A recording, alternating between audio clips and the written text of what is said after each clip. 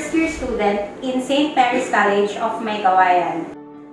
I am Rijmay L. Dicano, a fourth-year student in St. Mary's College of Maykawayan. I am Ayesa Dana A. Pergonero, a first-year student in St. Mary's College of Maykawayan. I am John Paul Ramirez, a CPT student in St. Mary's College of Maykawayan.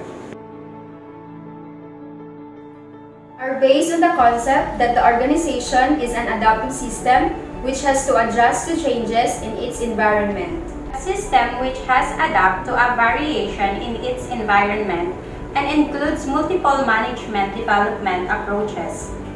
Modern theory is a human-environment relationship.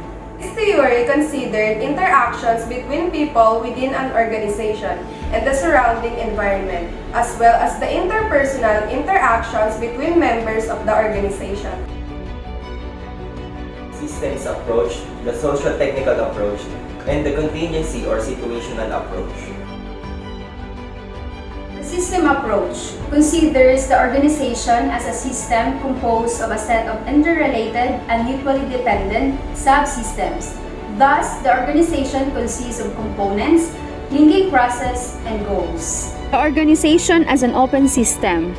We have here the system inputs, transformation process, outputs. In inputs, it includes raw materials, human resources, capital, technology, information.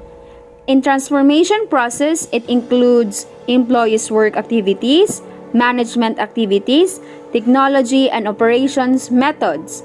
In outputs, it includes products and services, financial results, information, human results. In this tree system, there's a feedback within the environment. Organization and its environment. These are two types of systems. First, the open systems, which interact with their environment. Also, all living systems are open systems. Second, closed systems, which have no interaction with their environment.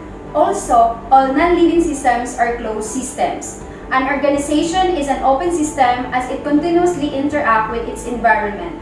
Therefore, in order to understand an organization, one must identify its boundary. We can understand an organization's interaction with its environment as an input-output model. The social-technical approach considers the organization as composed of a social system, technical system, and its environment. These interact among themselves, and it is necessary to balance them appropriately for effective functioning of the organization.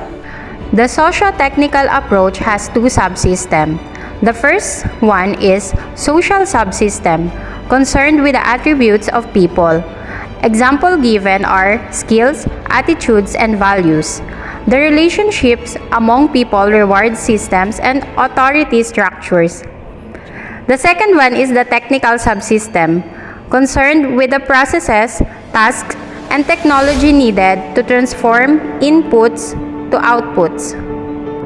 The contingency or situational approach recognizes that organizational systems are interrelated with their environments and that different environments require different organizational relationships for effective working of the organization. Characteristics of the environment determine the design of an organization's structure and control system. Organization in stable environment choose a mechanistic structure, centralized authority, vertical communication, flows, controls through strict rules and procedures.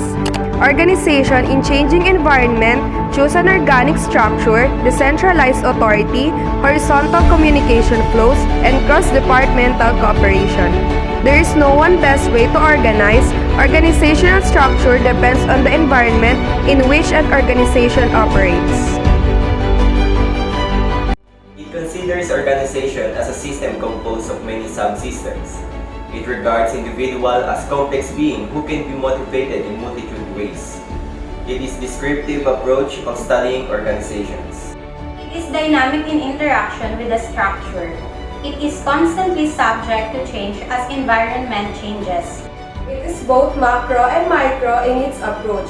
It ensures better flow of communication at all the levels and effective control. The modern theory assumes that organizational structures and systems are relatively stable arrangements that can be adapted to fit occasional changes in environmental demands. The modern organizational theory describes organizations as open social systems that interacts with the environment to survive.